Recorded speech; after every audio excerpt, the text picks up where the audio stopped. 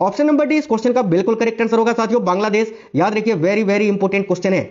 और साथियों आप हमें इस वीडियो के नीचे कमेंट बॉक्स में जरूर बता दीजिए कि आप ये क्लास किस एग्जाम के लिए देख रहे हो, अभी आपका पेपर कौन सा चल रहा है या होने वाला है। ध्यान से देखिए, नेक्स्ट क्वेश्चन है, उत्तर प्रदेश का पहला आयुष विश्वविद्यालय कहां पर स्थापित किया गया है। वेरी वेरी इंपॉर्टेंट क्वेश्चन है। तो भाई उत्तर प्रदेश का पहला आयुष विश्वविद्यालय जो है ना साथियों, गोरखपुर में स्थापित किया गया है। ऑप्शन नंबर सी इस क्वेश्चन के लिए आपका बिल्कुल करेक्ट आंसर होगा, गोरखपुर। आगे देखिए, भारत सरकार ने अनुसंधान विकास और नवाचार योजना यानी आरडीआई को हाल ही में मंजूरी दी है। इस योजना में निम्न में से कौन शामिल नहीं है, बताइए। भारत सरकार ने अनुसंधान विकास और नवाचार योजना को हाल ही में मंजूरी दी है। इस योजना में निम्न में से कौन शामिल नहीं है। तो भाई देखिएगा करेक्ट आंसर क्या हो जाएगा साथियों, भारत सरकार ने अनुसंधान विकास और नवाचार योजना को जो हाल ही में मंजूरी दिया है, इसमें देखो, इसमें रक्षा शामिल है, आर्टिफिशियल इंटेलिजेंस शामिल है, इसमें कृषि शामिल नहीं है। तो ऑप्शन नंबर सी इस क्वेश्चन का करेक्ट आंसर होगा, कृषि, है ना।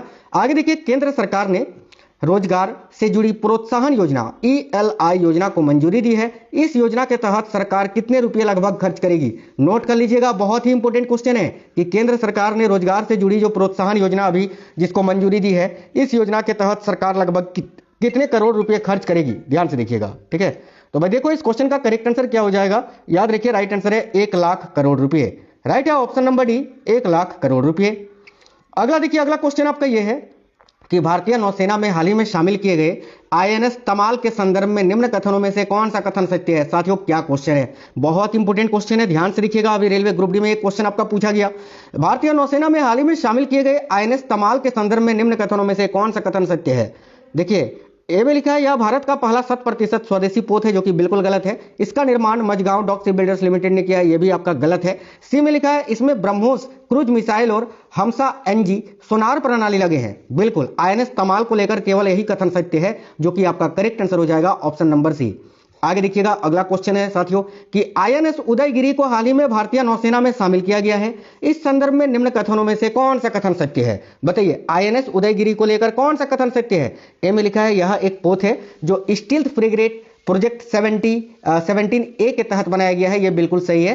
बी में लिखा है, इसका निर्माण रूस ने किया है, गलत है। यह रूस में निर्मित प्रोजेक्ट 17A का अंतिम पोत है, यह भी गलत है। केवल ऑप्शन नंबर ए इस क्वेश्चन का आपका करेक्ट आंसर हो जाएगा। आगे देखिएगा, वेरी वेरी इंपॉर्टेंट क्वेश्चन, निम्न में से किस संगठन ने हाल ही में अपना पहला समुद्री पर्यवेक्षण मिशन शुरू किया है।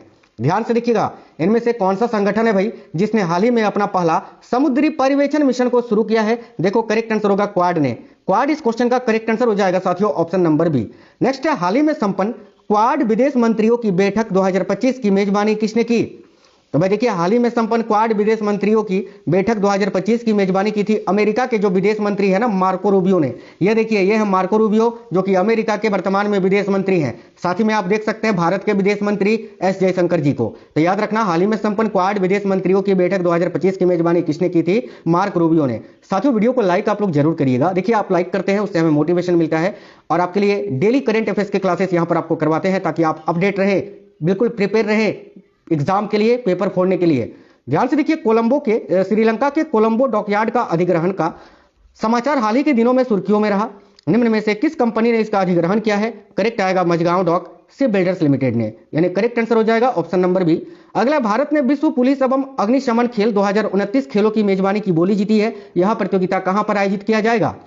तो भाई यह प्रतियोगिता जो है ना साथियों, भारत के गुजरात में आयोजित किया जाएगा, याद रखना। यानी भारत ने जो है ना विश्व पुलिस एवं अग्निशमन खेल 2029 का आयोजन करेगा, ये आपको याद रखना है। और कहां पर आयोजित होगा, तो गुजरात में।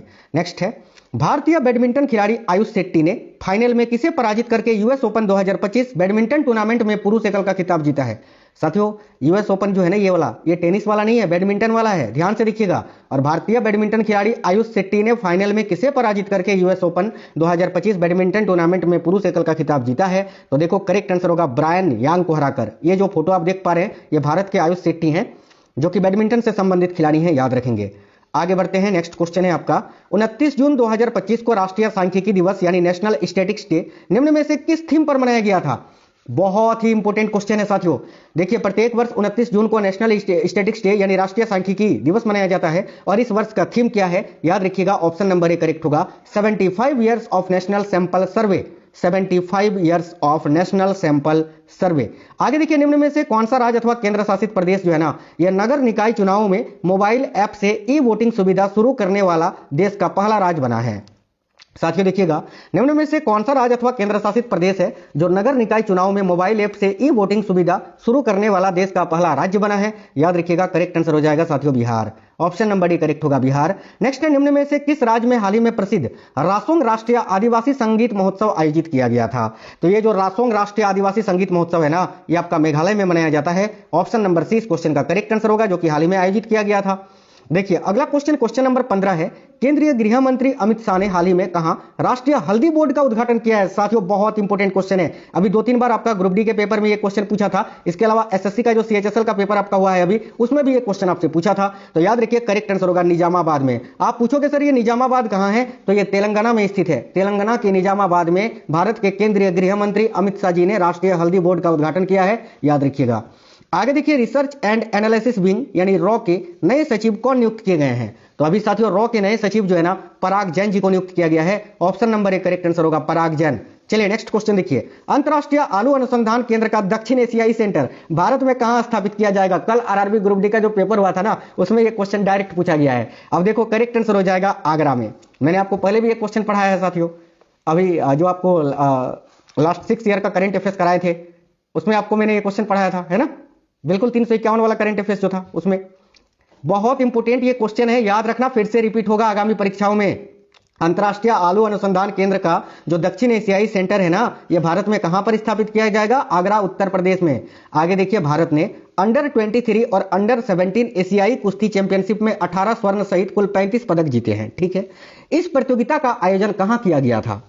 कितना इंपोर्टेंट क्वेश्चन है साथियों कि भारत ने अंडर 23 और अंडर 17 एशियाई कुश्ती चैंपियनशिप में 18 स्वर्ण पदक सहित कुल 35 पदक जीते हैं। यह प्रतियोगिता कहां आयोजित किया गया था? प्यार से पूछा है, आप भी प्यार से आंसर बता देना, वियतनाम में। ऑप्शन नंबर सी करेक्ट है साथियों, वियतनाम। देखिए, पहला hockey India masters cup 2025 Tamil Nadu के चेन्नई में हाल ही में खेला गया था। इस प्रतियोगिता के महिला वर्ग का खिताब विजेता कौन है? बताइए क्या आंसर होगा? बिल्कुल उड़ीसा ने जीता है, याद रखना। ठीक है, चेन्नई में जो पहला हॉकी इंडिया मास्टर्स कप आयोजित हुआ ना, इसमें महिला वर्ग का खिताब उड़ीसा ने जीता है।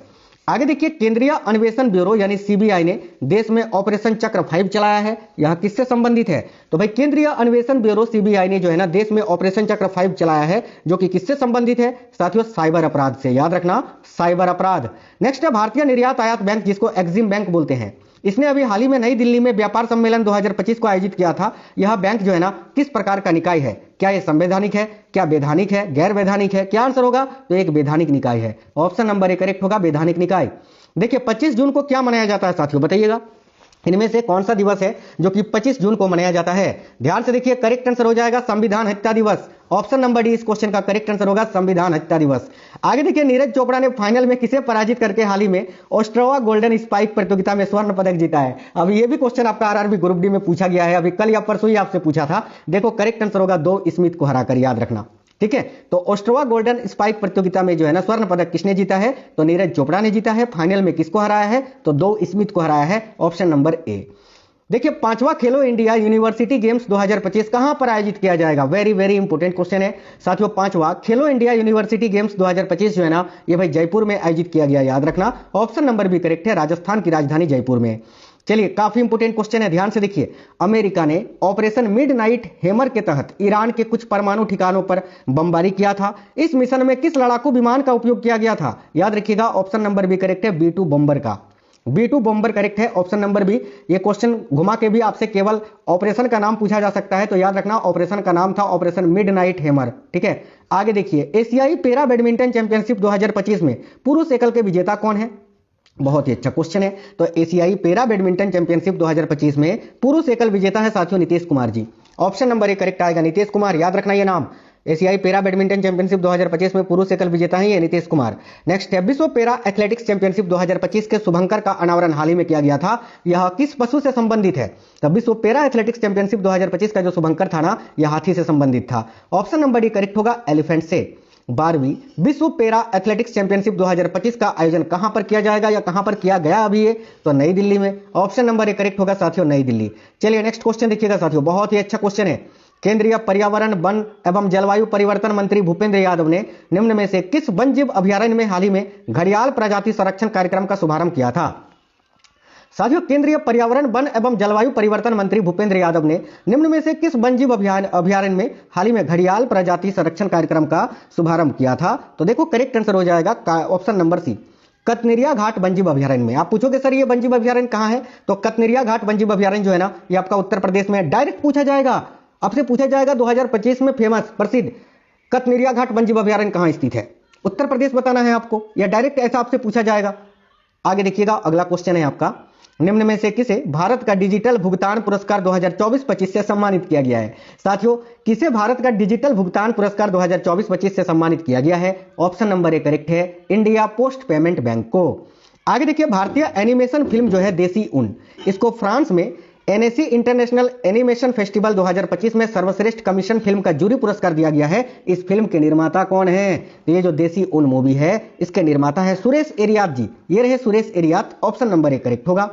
निम्न में से किस देश ने प्रधानमंत्री नरेंद्र मोदी को अपने सर्वोच्च नागरिक सम्मान grand cross of the order of Makarios 3 से सम्मानित किया था? साथियों देखिए, ये बहुत ही इंपॉर्टेंट क्वेश्चन है, मुझे बताने की जरूरत नहीं है। मैं आपके लिए जितने भी क्वेश्चंस लाता हूं ना, बहुत ही रिसर्च और एनालिसिस के साथ लाता हूं। देखता हूं कि प्रेजेंट टाइम में जो पेपर हुए हैं, किस टाइप से कौन कौन से क्वेश्चंस पूछे जा रहे हैं और आगे आपसे क्या पूछ सकता है। तो ये क्वेश्चन बहुत इंपॉर्टेंट होते हैं जो मैं आपके लिए लेकर आता हूं। इनको इग्नोर बिल्कुल भी मत करा करिए और इसकी बिल्कुल भी मत करा करिए, सारे क्लासेस आपको देखने हैं। तो निम्न में से किस देश ने प्रधानमंत्री नरेंद्र मोदी को अपने सर्वोच्च नागरिक सम्मान grand cross of the order of Makarios 3 से सम्मानित किया है? याद रखिए, साइप्रस ने।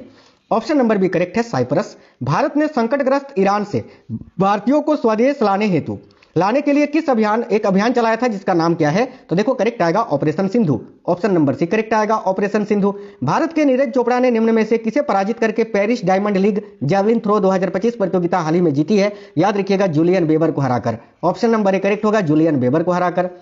चलिए आगे देखिएगा, फ्रांस की डसल्ट एविएशन कंपनी फाल्कन 2000 LX, देखो LXS एग्जीक्यूटिव जेट का निर्माण भारत में करेगी। इसके निर्माण में भारतीय साझेदार कंपनी कौन सी है? तो भाई Tata advance system limited, option number D correct होगा साथियों। आगे देखिएगा, अगला क्वेश्चन है, 17 जून 2025 को विश्व मरुस्थलीकरण एवं सूखा रोकथाम दिवस निम्न में से किस थीम पर मनाया गया था? अभी 17 जून को जब विश्व मरुस्थलीकरण एवं सूखा रोकथाम दिवस मनाया गया था, उसका थीम पूछा जा रहा है। ऑप्शन नंबर ए करेक्ट होगा, restore the land unlock the opportunities. Very very important question है, option number A correct answer है। चलिए अगला क्वेश्चन है, प्रख्यात शास्त्रीय नृत्यांगना डॉक्टर सोनल मानसिंह को श्रीमंत शंकरदेव पुरस्कार 2023 से सम्मानित किया गया है, जो अभी हाल ही में माफी चाहते हैं, अभी हाल ही में 2025 में दिया गया है। तो यह पुरस्कार किस राज्य के द्वारा दिया जाता है? याद रखेंगे, असम राज्य के द्वारा। Option number D Assam correct answer होगा। हाल ही में आयोजित सैन्य अभ्यास शक्ति में भारत के साथ शामिल देश कौन सा है? बहुत इंपॉर्टेंट क्वेश्चन है, बहुत बार एग्जाम में पूछ चुका है अभी 2025 में। तो शक्ति जो युद्ध अभ्यास है ना, ये भारत और फ्रांस के बीच आयोजित होता है। इसके अलावा भारत और फ्रांस के बीच वरुण नौसैनिक अभ्यास भी होता है, गरुड़ अभ्यास भी होता है, याद रखना। हाल ही में संपन्न 17वां नोमेडिक एलिफेंट सैन्य अभ्यास कहां पर आयोजित किया गया था? तो नोमेडिक एलिफेंट युद्ध अभ्यास जो है ना, अभी हाल ही में उलान बटार में आयोजित किया गया था साथियों, याद रखना, जो कि 17वां संस्करण था। उलान बटार करेक्ट आंसर हो जाएगा, ऑप्शन नंबर ए। और ये किसके बीच आयोजित हुआ था? तो भारत और मंगोलिया के बीच, याद रखना। नेक्स्ट है, पुर्तगाल ने किसे हराकर अपना दूसरा